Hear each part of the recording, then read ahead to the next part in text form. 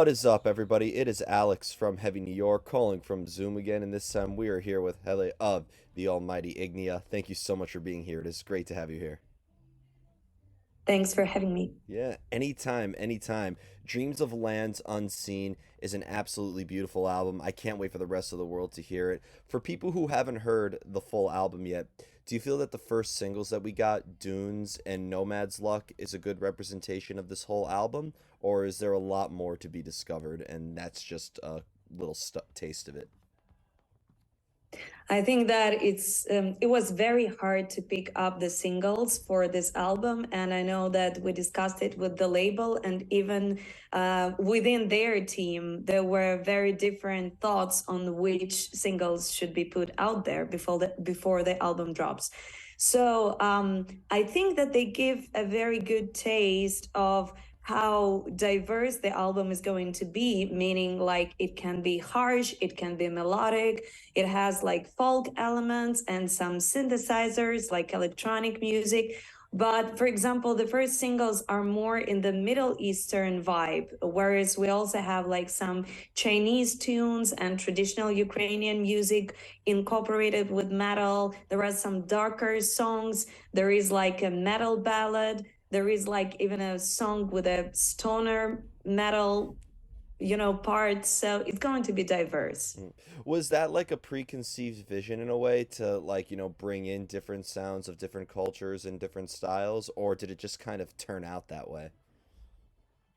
Well, I think that it has already become a part of our sound, a part of Ignea, and our keyboardist and composer Yevgeny. He was always fascinated by like these Middle Eastern Arabic sounds, and because he finds them more unique, and I agree with him. I mean, it catches your ear, and I think that we are all used to hearing like this Viking metal, because like it's a very popular thing. But when it comes to Middle Eastern tunes, it's like more unique.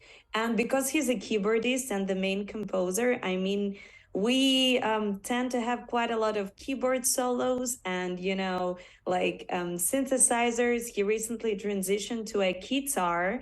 So I mean, like this is something that distinguishes our sound, but again, like before we chose the concept of the album, he already had like these diverse folk metal sounds and maybe some darker vibe compared to the previous albums, mainly because like we were sitting at home in the middle of the pandemic, and like in the industry those have been really dark times. Of This is course. why our album sounds darker. Mm. Does it at all serve as like a continuation or like a direct as I like to say sequel to the Realms of Fire and Death, or is this meant to signify like a new beginning for Ignia?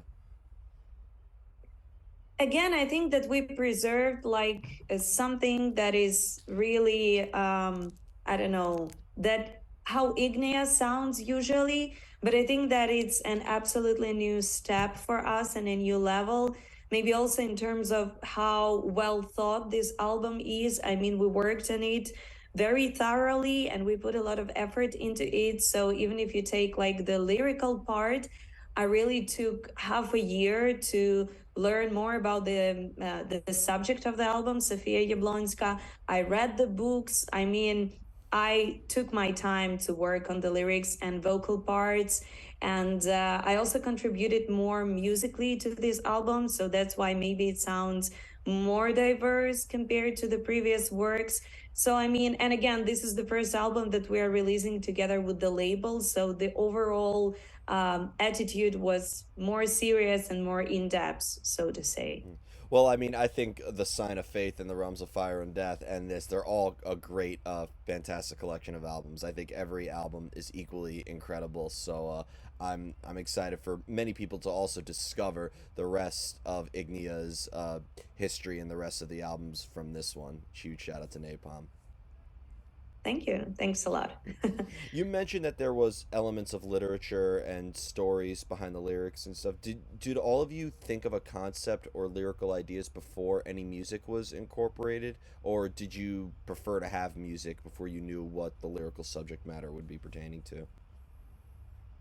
I think that starting from our previous album, The Realms of Fire and Death, we already decided that storytelling is going to be a huge part of what Ignea does. So we don't want to make only music. We want to build like stories around it and combine it with music. But usually in our band, our keyboardist just has some work on music going on all the time, and basically, when he already has at least something to show, he usually brings everything like the demos to me. And then I listen to them and I try to imagine what this music can be about. And I think that we had like 5, 6 songs in demos, like without lyrics and vocal parts. And because we were sitting in the middle of the pandemic, and I love traveling a lot. So when I heard like different vibes of different countries, I thought that it would be cool to make an album about something related to traveling. And at first, I thought that it would be cool to have like each track dedicated to a famous traveler from different times and countries. But when I learned about Sofia Yablonska, who was a Ukrainian travel writer, photographer, I just I thought that we should dedicate the entire album to her because I just started reading about her adventures and her life, and it blew me away. And that's why, as Yevgeny was writing more demos and I was learning about her, I mean, I think that from that point we were building it together. Because, for example, I read that she lived in China for more than 10 years, and that's why, even though he already had one Chinese vibe song, we decided to add one more, just, to follow her traveling. Mhm. Well, I think that the whole concept of traveling is very prevalent on Dreams of Lands Unseen because you mentioned too, like there's Middle Eastern elements, there's traditional Ukrainian elements, there's many different elements of traditional music incorporated in here. So is that kind of like, is the music basically also representative? Not to discredit the lyrics, but I think musically also it represents that storytelling, traveling aspect. Yeah, that's for sure. You can also hear like some tribal sounds. And like basically, we want people, like when you start listening to the album, we want you to travel, together with us and together with the hero of the album, Sofia Yablonska. So it would be cool if you listen to it and really imagine like being somewhere, like not in the room, not on the street, but like in these countries where she traveled to. Mhm. And is there any though personal elements that you're incorporating in this as well, or are you kind of using this album as more or less just a story outside of your personal lives, and you're not really trying, and more of an escapism from your personal self? I think both, because when I was reading about her, like, and her books, I found a lot of similarities between her, I don't know, attitude to life and philosophy towards traveling and living between her and myself. We have a lot in common, although there are like 100 years between us. Because I also love traveling. And for example, if you take the song Incurable Disease, this song is about passion towards everything, marine, and she loved the sea and the ocean. And I still get goosebumps when I'm singing this song because these could have been just, my words. And basically, in the lyrics, I've incorporated her philosophy with mine. And yeah, and I also think that the last song on the album, Zenith, is actually like, also, it's not only about Sofia Jablonska, but it's also about like ourselves, because it was written closer to the recording of the album and closer to the full scale war here in Ukraine. And it's about like traveling back home, basically, when it comes to like travelers who are often not at home and the things that they are feeling. Because um, based on my experience and on Sofia Yablonska's experience, when you're traveling, you're balancing between like this wish to discover new lands and also on homesickness, because there is always home that you would love to come back to, but once you come back you want to go somewhere once again. And I think that also touring musicians feel it a lot, as well. Oh, So it's like a combination. yep. Yeah. You couldn't have said it better. Every like I've interviewed a lot of musicians before where it's like the last day of the tour and like, they're all exhausted, understandably so, and kind of just had like enough of everything. That's why usually the interviews on the last day of the tour are usually maybe not the best ones. But as soon as they get back, it's like, oh God, I want to go back on tour. I want to go back on tour. So I think honestly, it's funny you mentioned that with Zenith. I think that should be the documentary, a song for the end of every tour. That should be the soundtrack to every tour end. Yeah, yeah, that's a cool idea. Yeah, I just think that Ukrainians will understand it even more. Well, because it's in Ukrainian language, first and foremost. And also, like, because a lot of people left Ukraine over the past year. And I mean, this is something about the homesickness that they will understand the most, Yeah. probably.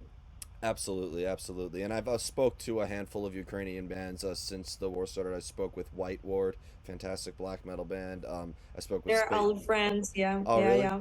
They're awesome. Yeah, I'm obsessed with that band. Also Space of Variations, your label mates. I've had the privilege of speaking with Ginger many times, so it's really great to see how all like metal has been sort of like uniting in the wake of this whole thing and really informing a lot of people on this. yeah, yeah, yeah. From the beginning of the war, we actually like every day we just spoke to our fans um, and trying to inform people about what's happening here. We've been posting daily updates on our Patreon in a public post. We've been donating a lot of money to the Ukrainian army and volunteers from the sales of merch and albums and everything. And 1 year through, it's still here. I mean, nothing has stopped, unfortunately. Yeah. So, Yeah, yeah, there's just so much we wish we could do from here, and we are sending our best wishes, and we stand with you during these very difficult times. thank you. Thanks a lot. Of course, with the storytelling aspect of this new album, Dreams of Lands Unseen, like obviously, like you released Dunes and Nomad's Luck, so the second song and the seventh song. But this album, is it meant to be kind of like a traveling adventure where the listener is meant to start off with Torah and with Zenith, or could like a listener approach this album from many different angles and put their own sort of spin on it? Well, I think that it's best, to listen to it in the order that we made because basically we built it as if Sofia Yablonska was traveling through different countries, and it also corresponds like so to say, like it really happened it this way. So she started with Morocco, and that's why Dunes is like the first song on the album. So and with Zenit, she kind of gets back, to Ukraine. But I think that each single, if you take each song separately, it still tells a story. So if people just hear Dunes, or maybe the next single that we're dropping, Incurable Disease, they still work as separate songs, But I think that every artist takes a lot of time to put the songs in a certain order. So I think that it makes sense that you listen to them in the order that we made. Of course. Is the album open to interpretation as well, or do you want the listener to be just as engaged? Or is like the goal to maybe inform the listener on who Sophia was as a traveler as much as to get them engaged in the music? Yeah, I'm very determined for people to find out more about her because to be honest, even in Ukraine, she is absolutely not a famous person, and I think that it's very sad. And that's why like I do my best like to make a lot of posts about her, to tell more about her life, not only through the songs but also like in posts. But again, I think that when people listen to these songs, they again may have a lot of different associations and similarities with themselves as well, maybe as travelers, because like we live in a globalized world, so people travel a lot.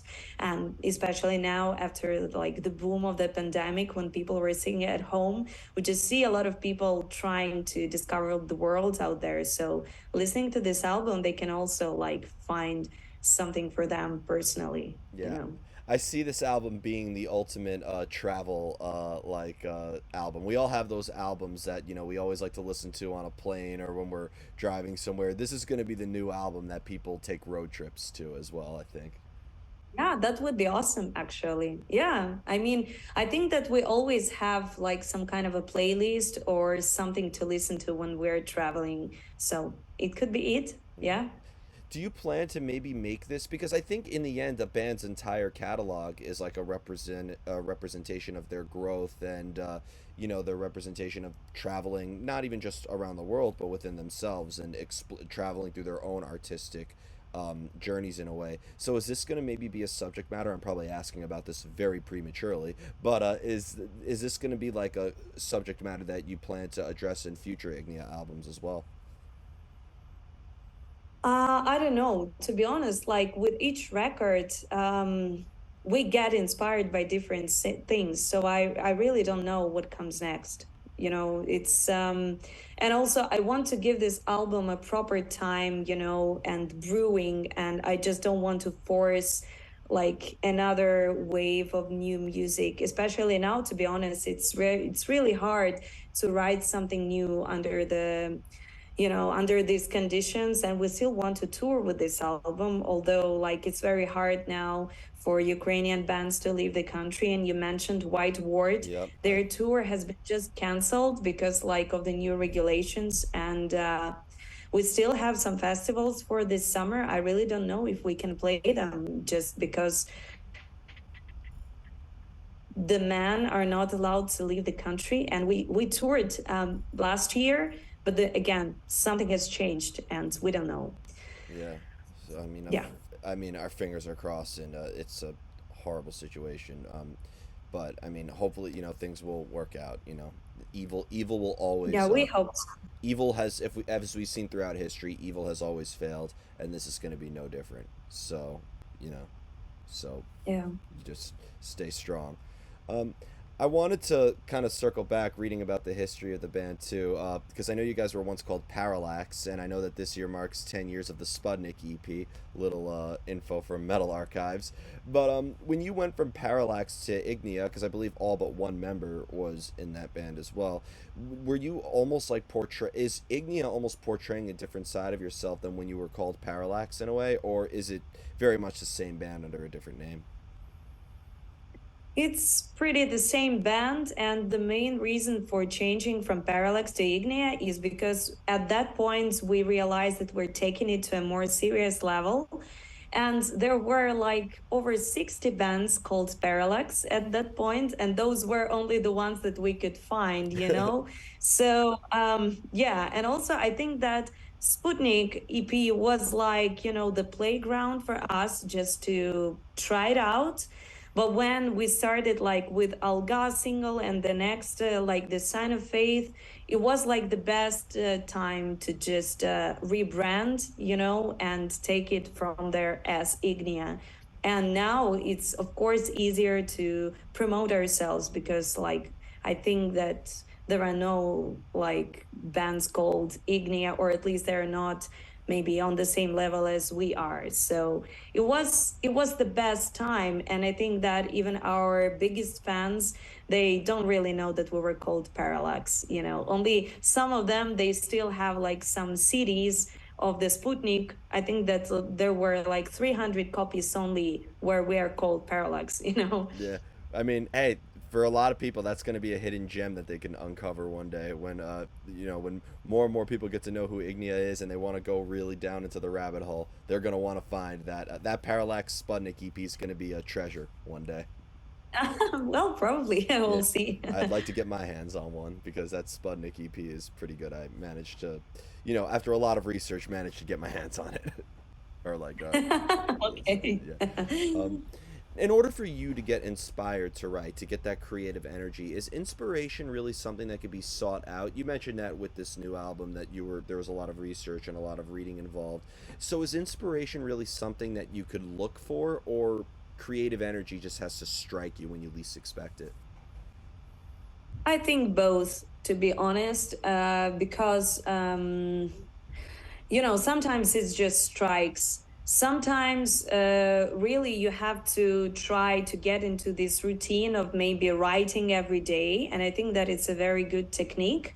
And to be honest, we also started, playing with all this AI stuff, not in terms of writing music or getting AI to write your lyrics or whatever, but even with the album cover for this album, for example, we were really playing with Mid Journey, and it wasn't as popular back then, to be honest. But still, when you have this writer's block, you can just try different things, and you don't necessarily copy what's there. It just can give you like a spark of an idea or whatever. And for example, I also bought like this book by Rick Rubin about inspiration and finding like different techniques and everything. And I think that yeah, you just have to find your way. So sometimes, even for me, because I'm working with texts a lot, I sometimes just need to go outside and leave my phone at home. And sometimes, like, just walking in the park, the inspiration strikes, but you need to have your own ways to have these ideas come to you. That's it. Yeah, I've always like it's funny that too that you mentioned AI because some people like to are just cringe at the idea of AI art or AI anything. But I mean, the old way of creating is never going to go away, and I think just the more methods that there are to create, the more inspiration could come as a result of it as well. So Yeah, that's true. I understand all the frustration that for example, the album artwork artists get, because like um, I think that people just think that you can just generate a picture with AI and get it out there and say that you created it. I think that it's a wrong way of using AI. For example, with this album, we just use it to make a prototype, show it to a real artist, and she repainted it in full. And actually, we also brought it, you see the lighthouse on the album artwork, and it's a real lighthouse in Ukraine. So, I mean, we didn't just take the picture generated by Midjourney, say that we did it, and just put it out there. And we also like didn't write any lyrics through AI. So that's why, I mean, I think that if bands want to use it, they should, but just don't lie and say that you did it all by your own. of course, That's it. So I know thanks to the advent of Chat GDP, like some bands whose native language isn't English, they manage to make their lyrics much more, make it much better, and so it's not very broken when they're translating it live on an album. But I mean, like, a lot of like the arguments against AI, like, I mean, people said the same thing when Photoshop was first invented, and now yep. and so I think in the end, with every invention, there's going to be. I don't think invention. The only time I could really think of an invention wiping an industry completely off the face of the earth is cars wiping out the horse and buggy, which I think was kind of a good thing anyway. So Yeah. I think it's just, I think we have to realize that AI isn't going anywhere. And I think it's the same arguments that rise up in terms of CD sales and streaming music, So there are a lot of people who are against Spotify, but I always said that, for example, Spotify has brought so many listeners to our band because for some reason, like we are often picked up for Spotify editorial playlists, and Spotify recommends our music to our other people. And of course, we don't get the same sales that we could have with CDs, but in the end, some part of people who stream our music, they end up buying our CDs, and streaming isn't going anywhere. So it's either you adopt it, yeah, or you are out of the game. That's it. yeah, and how many people are buying vinyl now? And by the way, the artwork for Ignea, I'd love to have that on vinyl because it just looks so beautiful. And like too, like I grew up with streaming. I'm 29 years old, so I grew up with iTunes and all that. And like I get that, like, I didn't get to have the ultimate experience of going to Tower Records and buying the CD, but then again, I needed a ride as a kid to get to Tower Records, and I needed to drive out there. Hopefully, that they had the CD I wanted in stock. When now I could just get any music I want, anytime I want, have access to it, be able to listen to it. Like, I think there has been a lot of great advantages, while some disadvantages have come. Yeah, absolutely. And in terms of vinyl, I'm, for example, also a vinyl collector. I think you can see like Quite the my impressive shelf, collection. like, yeah, with vinyl. And I actually recently got my copy of the Dreams of London Scene, like artist copy of the vinyl. And it really, like this album artwork, it's meant to be, on a vinyl. So yeah, I recommend getting it. Yeah, please, please. And the final question I wanted to ask you is because when we get an Ignia live show, when you finally do come to the United States, it will happen one day because we want you here real bad. You're gonna have to, play songs from all portions of the catalog, from The Sign of Fate to Realms of Fire and Death to Dreams of Land Unseen, and shovel the catalog. Maybe even bring a deep cut from the Sputnik EP. But like when you shuffle around your set list a little bit, and like bring in, you do an old song, then a new song, then an old song again, does that maybe bring a new story or another layer of meaning when you're going all along the test of time? Yeah, it can be, but to be honest, like when we are trying to come up with a set list, we are always looking at what type of a show there is. Because, for example, if it's a festival, then we try, to make more like the songs more faster, or that people could headbang to. If it's a small club show, we could go for like metal ballads or whatever. If it's an album promotion tour, then definitely, like if we go on tour with Dreams of Lance and Scene, the biggest part of the playlist would be this album. But for example, you mentioned Sputnik, and for some reason people are always loving like the songs, although it's very primitive, but people are like headbanging to it. So usually we include it into the set list if we have the time, because again, like you have like this limitation of time. You just have to bring the best that you can for the time that you have on stage. And for example, when we toured like with a thrash metal band, of course we managed to get like the most heavy songs that we have out there. When we toured like with female fronted bands, we picked up more melodic stuff and to show like the diversity of vocals. So I think that it's always a different story. And I think that it's very crucial for a band to be able to create the best set list for each show. Of course. And actually, there was one more thing I wanted to ask, and that is having many different usages of your voice too. Because I thought when I first heard the album, or when I first heard Ignea, that you had like two vocalists, that you were kind of like doing the sort of like Flesh God Apocalypse sort of thing, or the Lacuna Coil sort of thing. But it's all coming from you, and you have a great range with very different styles. Does different styles and different usages of your voice express different sides of you in a way? Or is it almost expressing a different personality or a different emotion? Well, I think both. Again, it depends on the song, because I get very deeply into the meaning behind each song. So sometimes it's really like different people and personalities. Sometimes it's just me. I don't know. But I think that even when you take a look at the vocalists who do both extreme vocals and clean vocals, they have like this change in their faces, like right away, and you can see like different people, I think, Yeah, in them. yeah, So it depends. But actually, if you listen to, for example, the Sign of Faith recording, like in the studio, you can hear actually our keyboardist doing the extreme vocals.